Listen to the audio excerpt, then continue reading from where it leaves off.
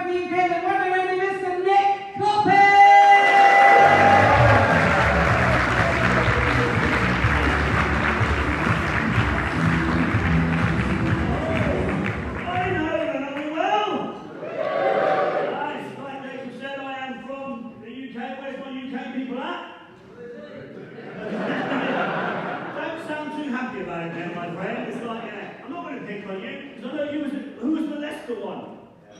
Okay, when was the last time you was in Leicester? 2 years ago. Okay, I did a show at the Leicester Comedy Festival a couple of years ago. Did you come? No. But yes, I am from London myself. I'm also of the mixed heritage. I like to give it a bit more class. Heritage, not heritage. So, no, we're middle class people. You don't really have the class system in Holland like in the UK. Would you say you're middle class or working class? Middle class, you sure? You might be going for an upgrade there, Leicester, you know what I mean? Have you ever been skiing? No. Working class. Easy test. Yeah, I'm from northwest London, the east, but like I said, mixed heritage. Basically, my mum is from England, my dad is from the West Indies. That's right, any sports fans, I've got to support 2 fucking shit cricket teams, so yeah. I get told, the reason I mention at the start is because I get told I don't look of black heritage. I get that a lot, right? I get a number, I did some shows in Australia and New Zealand, they told me I looked like I could be Maori. Oh yeah, you're right to laugh, because I think they're taking the piss. Have you seen those Maori guys? Like the rugby players and all that shit. If I'm in any way Maori, I have serious muscle wasting disease, man. I'm not small, but they're huge, man. But the most common I get, people think I look Indian. People think Indian, and that's cool. But the problem with that is if you don't establish your heritage, it can go wrong. Because you know, in comedy, right, we do what's known as self-deprecation. We make fun of ourselves, it's a good way to connect with people, have a laugh about other things. So black comedians make jokes about being black, gay comedians make jokes about being gay, that kind of thing. A little while ago, I did a gig in the West End of London, went on stage, 150 people in, Saturday night, buzzing room, forgot to mention my dad was a black guy, started doing those kind of jokes, the entire audience just looked at me like, this Indian guy is fucking racist. A couple of Indian looking chaps going, yeah, he looks racist to me. Oh yeah, but I do like all the interactions I have based on my heritage. I did the Melbourne Comedy Festival, right? I don't know if you've been to Australia. They have what's known as bogans over there. If you're not aware of the term bogan, in England, we tend to call them chaps. Didn't mean to point at you there, Leicester, but you know, the captives. In America, they call them rednecks. Okay, yeah, in Australia, they call them bogans. Yeah, in New Zealand, they call them Australians. There's this bogan guy sat right in the front row, right? He looks at me and goes, Indian? Nah. Maori? Nah. You just look like an English bloke that's got a tan. I'm an English bloke with a tan. Well observed, Mr. Bogan. I'm an English guy with a tan. It's just that my tan is what you would call nowadays genetically engineered. My mum got a special injection about 50 years ago.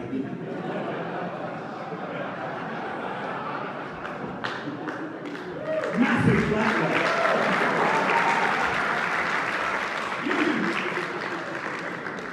It's okay, even though you're applauding that, you look like a nice crowd here in Eindhoven. I'm not going to do those stereotypical big black willy jokes.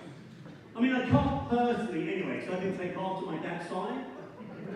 That's not funny, by the way, it's a sad bit. It's a sad story, it's got my mum's side. I've got a vagina. Massive black one. I'll show you later, this one. Big bush. Old school, isn't it? Old school. Here's the thing. I tell you what, because I like to just like have fun and laugh. I'm not one of those comedians who likes to upset people, offend people, push boundaries, but I still get in trouble from time to time.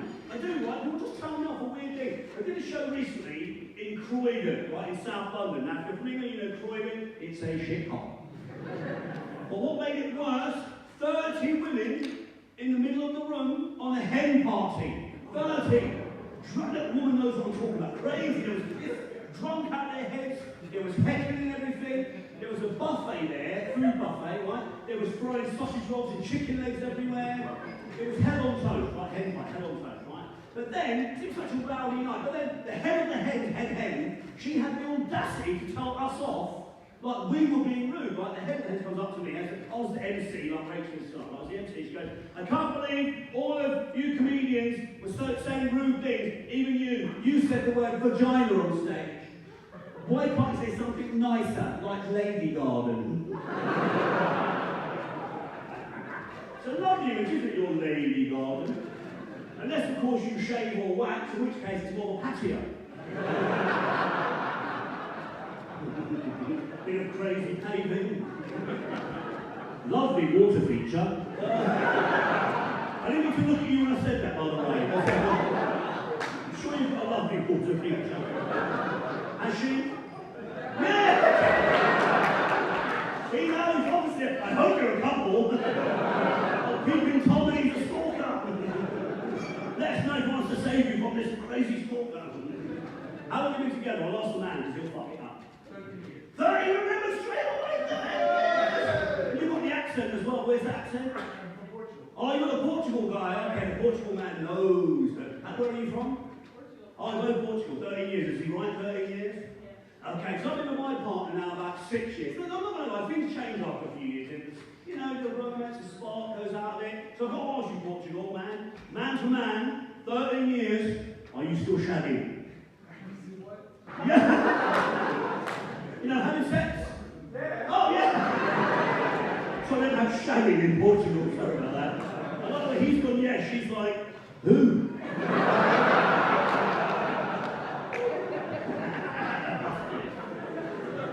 I love it, I'm always saying stupid.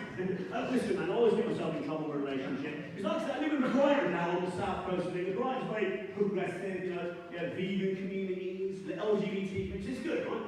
But I moved in with Deborah a few years ago, that's her name, Deborah. She's actually got a proper job. She's a probation officer in a prison. Before you ask, yes, that is where we met. Now, she gave me an early release. Now, we're going to get together,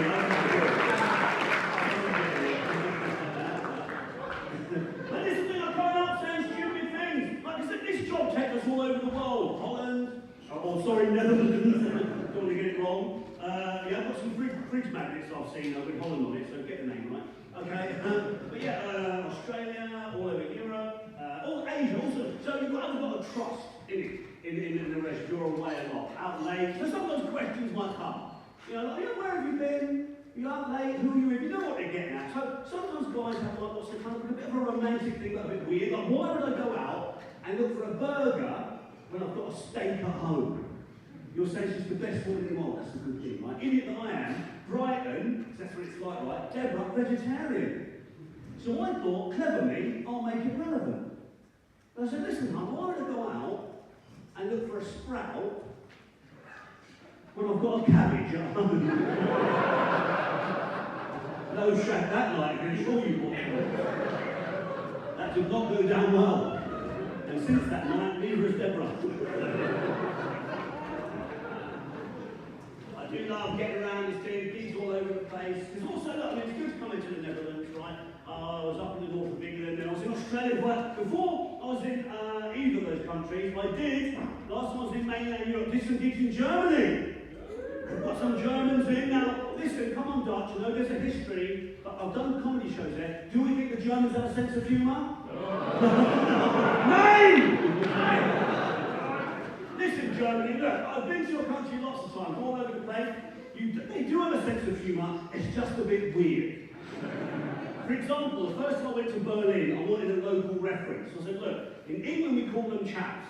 In America, rednecks. Australia, bogans. I said, what do you call those kind of people here in Germany? The guy in the front row said, we call them foreigners. And you wonder why we voted for Brexit? I didn't actually, just so you know, I was a Remainer, I went through part of the whole European thing. It was very weird though, it's divided a nation.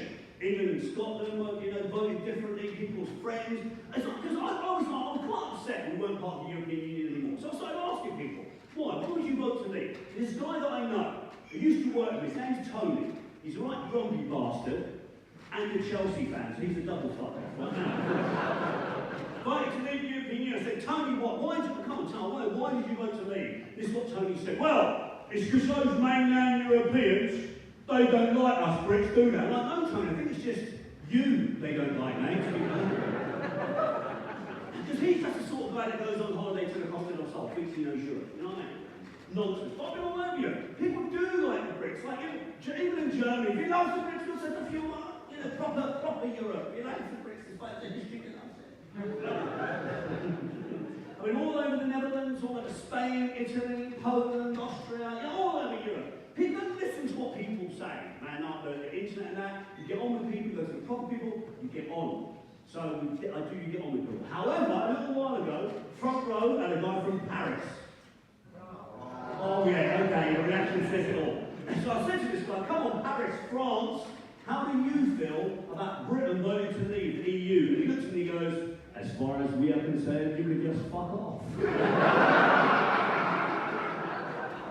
And that's when I realised, Eindhoven, that's when I realised, as an English guy, being told to fuck off in a French accent, it really turned me on.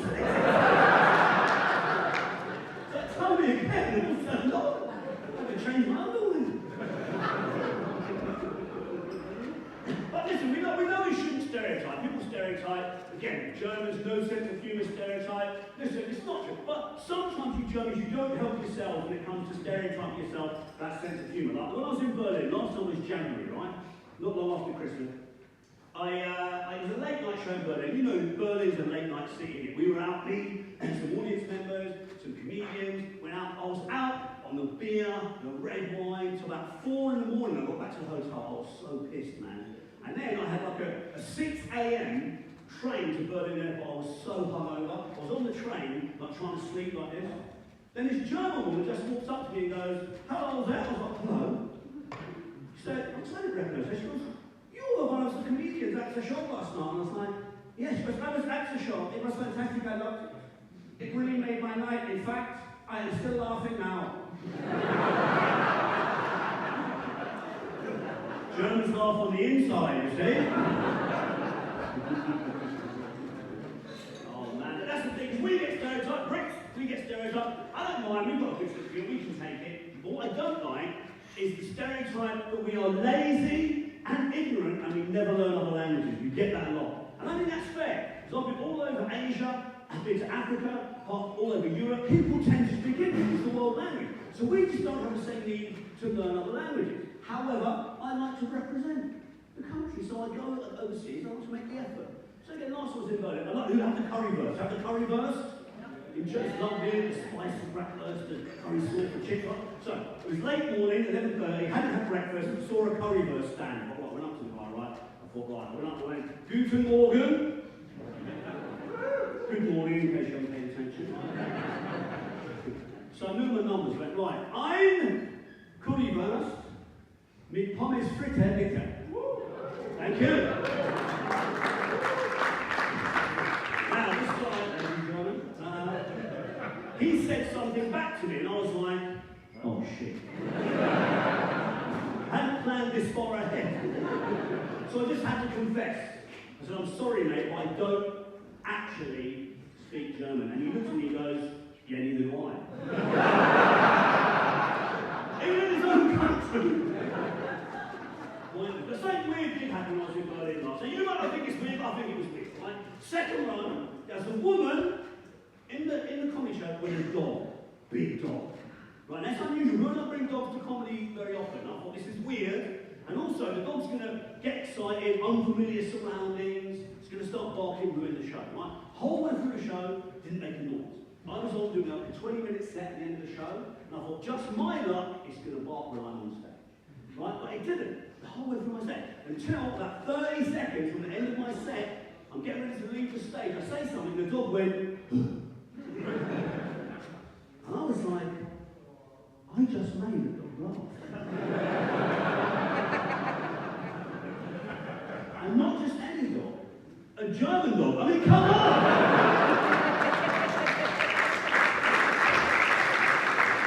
I'm the king of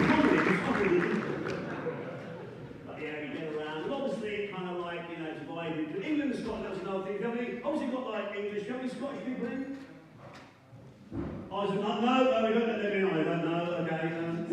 It's just we write it quite differently. It's a shame because now, and you might know this, Scotland has now want to have another referendum about breaking up with England. Want to leave England? Look, this is like a 400-year relationship. And they're like, I know, right? It's really sad. And I say this whenever I go to the Edinburgh Fringe or anywhere in Scotland. I look, Scotland, don't leave, because we love you. I know, right? England, we love you. No, you don't. Yes, we do. So because we love you, we don't want you to go. But if you're going to go with our blessings. But on one condition, and one condition only, you take Wales at the weekends. That's it. And that is going to get myself in trouble, weirdly. Right? I did that in Edinburgh Fringe a couple of years ago. Bit of a laugh between the English and the Scottish. Right? Back in the room, hadn't seen him, hear a voice. Oh, so we're the child, are we? Oh, shit. I looked under the spotlight, there was this hulking Welsh guy in a big red rugby shirt. He's going to beat me up for making fun of this country. But luckily he didn't. He asked a question. Well, in that case, what does that make Northern Ireland in the family? Oh, good point. Can't leave them out, they're part of the family. Luckily, in the front row, there was a guy from Belfast. So I said, Belfast, come on. If England and Scotland are the mum and dad, and Wales are the child, what does that make Northern Ireland? He goes, we're just the bastard cousin. Good sense of humour, the Irish, I like it. But yeah, we're not doing, obviously, lovely shows like this of an evening in Eindhoven. We do fringe shows. And what I also do during the day at fringe shows, because we don't do many like these kind of comedy shows, I actually host children's shows.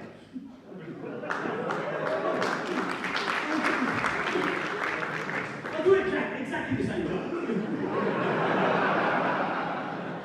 Massive black one, that's their favourite.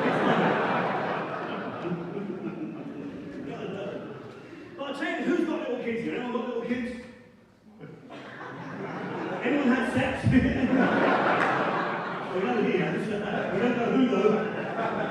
It's not a Coldplay concert. Okay, right. Because listen, little kids, I'm going to say this now. In many ways, don't get upset now, grown-ups. In many ways, I prefer hosting children's shows and doing children's shows. Because I'll tell you a reason why. Two main reasons. First of all, little kids, they always want to sit right at the front. You open the door, they run to the front, and the parents are like, oh, for fuck's sake. They stay at the back. Right? And also, another thing, little kids are very honest. They say what they think and what they see. Right? They've got no filter. Right? Which is good. So when I hosted the first show at Edinburgh Fringe last year, I said, right, us kids, all at the front, we're having all the fun, playing all the games. Right? The little kids are like, yeah, so grown-ups at the back, no fun for you, boring. At the back. This little boy at the Edinburgh Fringe goes, so only the children can play the games and have fun. So yeah, just us children. And he looks at me and goes, but then you can't play. Like, it's my game. So I said, how old are you? I said, how old are you? He said, I'm 5. I said, see, same as me, I'm 5. No, you're not. I said, mate, I've just had a really hard life, okay? With that short kid, he stood up, about 200 people in Edinburgh, walked onto the stage, points in my face, goes, no, you're not.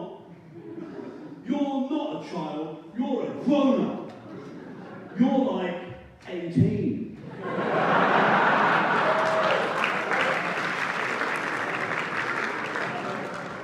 You have to moisturise. That cannot wait, Captain, my 10-year-old. But you see, this is doing nothing with kids, like little kids, because they want to be involved. You grown-ups want to be involved. Kids love to be involved in a show. So what I do is I get the kids up on stage to tell jokes. And I love it because the kids, they know what a joke is. They know the rhythm of a joke, but they don't quite get what makes a joke funny. Which is brilliant. You get all sorts of weird. So I'll give you some examples of the Edinburgh Fringe last year, right? Little kid comes on stage, he's about 5. He said, what's your name? He said, Tommy. He said, where are you from Edinburgh? I said, what's your joke? So I hold the microphone. Right, this is his joke. Knock, knock. So I say, who's there? He said, Doctor. Now, knowing the joke, I go, Doctor who? He goes, Dr. Cabbage. I know the punchline is the TV show, Doctor Who.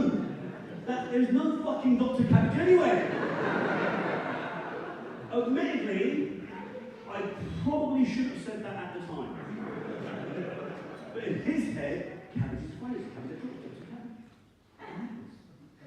Now, that changes a few days later. There's a kid comes on, about 6 or 7, from Fife. Now, if you don't know the area of Fife, it's like an hour outside of Edinburgh. This will give you an idea what it's like, right? Kid comes up, takes the microphone out of my hand, which is weird for a kid, so they don't really know what to do with the microphone. Walks to the front of the stage, just like this, and just stares at the audience. Right at the back of the stage, I'm like, what's your joke then? This is his joke. He goes, why did the duck jump in front of the train?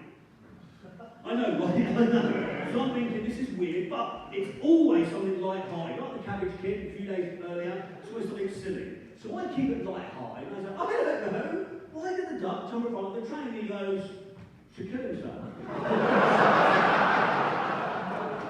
Even the ducks are depressed in Fife. Man. But the weird, I think this is the weirdest though. Last show at Edinburgh, I hear a voice in the back room says, can I tell a joke? Okay. This 13-year-old girl gets up, which is unusual. Teenage girls really don't want to be involved. She's shy, embarrassed, right? So I said, come on, I gave her the microphone. Again, this was her joke. She looks at the audience and goes, what's the difference between an orphan and an apple? I know, this is odd, intriguing. So I said, oh, what's the difference between an orphan and an apple? She goes, the apple gets picked. I'm not paid enough to deal with this trauma. I'm not a counsellor. But you do get a good one every now and then. Hamish did Glasgow proud. You know Glasgow's a bit of a rough city. Hamish did it proud. You'll see Joe. If you're Scottish, when you go into the toilet, and you're Scottish when you come out of the toilet, what are you when you're in the toilet? European. Brexit relevant. Well done, Hamish. And I do feel for Hamish. He's a cute kid.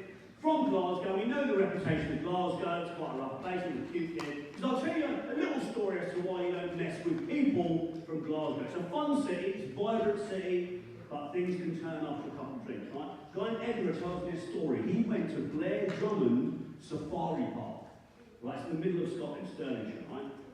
Behind the family car was a bus of Glaswegians on a day out.